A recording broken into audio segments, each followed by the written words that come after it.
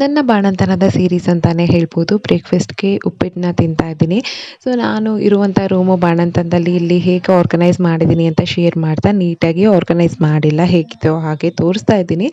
Don't mind.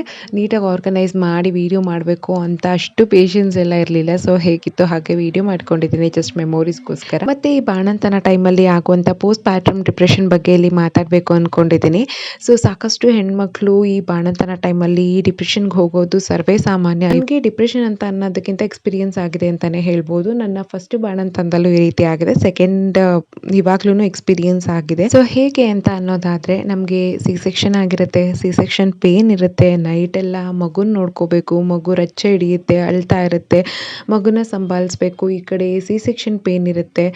ಅದಲ್ಲದೆ ನನಗೆ appendix pain ಕೂಡ ಆಗಿತ್ತು. ಸೊ, ಇಷ್ಟೆಲ್ಲ ಇರಬೇಕಾದ್ರೆ ಸಮ್ ಪೀಪಲ್ಸ್ ಹೇಗೆ ಮಾತಾಡ್ತಾರೆ ಅಂದರೆ, ನಿನಗೇನು ಕಷ್ಟ, ಊಟ ಮಾಡ್ಬಿಟ್ಟು ಬಿಸಿ ಬಿಸಿ ರಗ್ಗಿಸ್ಕೊಂಡು ಬೆಚ್ಚಗೆ ಮಲಗಿರ್ತೀಯ ಅಂತ ಹೇಳ್ತಾರೆ. ಮತ್ತು ಯಾವಾಗಲೂ ಫೋನ್ ನೋಡ್ತಿರ್ತೀಯ ಅಂತ ಹೇಳ್ತಾರೆ. ಇಲ್ಲಿ ನೈಟೆಲ್ಲ ಮಗು ಜೊತೆ ಆಡಿಕೊಂಡು ಮಗು ಮಲ್ಕೊಂಡಿರಲ್ಲ, ನಮ್ಮ ಪೇನ್ ಇರುತ್ತೆ. ಇದ್ರೊಳಗಡೆ ಈ ಥರ ಮಾತುಗಳನ್ನ ಹೇಳಿದಾಗ ನಮಗೆ ಯಾವ ಥರ ಫೀಲ್ ಆಗುತ್ತೆ. ಜಸ್ಟ್ ಯು ಥಿಂಕ್ ಅಷ್ಟೇನೆ. ನಾನು ಇನ್ನೇನು ಜಾಸ್ತಿ ಹೇಳೋಕ್ಕೆ ಇಷ್ಟಪಡಲ್ಲ. ಇದು ಒಂದು ಎಕ್ಸಾಂಪಲ್ ಅಷ್ಟೇ. ಈ ರೀತಿ 100 ಎಕ್ಸಾಂಪಲ್ಸ್ ಇದೆ ಹೇಳೋದಕ್ಕೆ.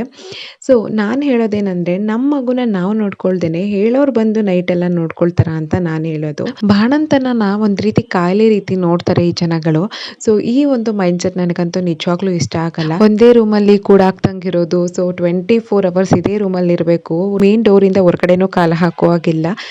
So, this is the main reason ಡಿಪ್ರೆಷನ್ಗೆ ಹೋಗೋಕ್ಕೆ ಕಾರಣ ನನ್ನ ಪ್ರಕಾರ. ಈ ಡಿಪ್ರೆಷನ್ಗೆ ಹೇಗೆ ಹೋಗದೆ ಇರೋದು ಅಂತ ಅಂದರೆ, ಮೇಯ್ನಾಗಿ ನನ್ನ ಪ್ರಕಾರ family support important, husband support important. So, ಇದರಿಂದ ಓವರ್ಕಮ್ ಮಾಡೋಕ್ಕೆ ಇವ್ರುಗಳ ಸಪೋರ್ಟ್ ತುಂಬಾ ಇಂಪಾರ್ಟೆಂಟ್ ಅಂತ ಹೇಳಕ್ಕೆ ಇಷ್ಟಪಡ್ತೀನಿ. ಬಾಣಂತಿಯರಿಗೆ ಪ್ರೆಷರೈಸ್ ಮಾಡೋದನ್ನ ನಿಲ್ಲಿಸಿ, ಬ್ಲೇಮ್ ಮಾಡೋದನ್ನ ನಿಲ್ಲಿಸಿ, ರಿಸ್ಟ್ರಿಕ್ಷನ್ ಮಾಡಬೇಡಿ. ಆದಷ್ಟು ಅವ್ರನ್ನ ಫ್ರೀಯಾಗಿ ಮೈಂಡ್ ಫ್ರೀಯಾಗಿರೋದಕ್ಕೆ ಬಿಡಿ.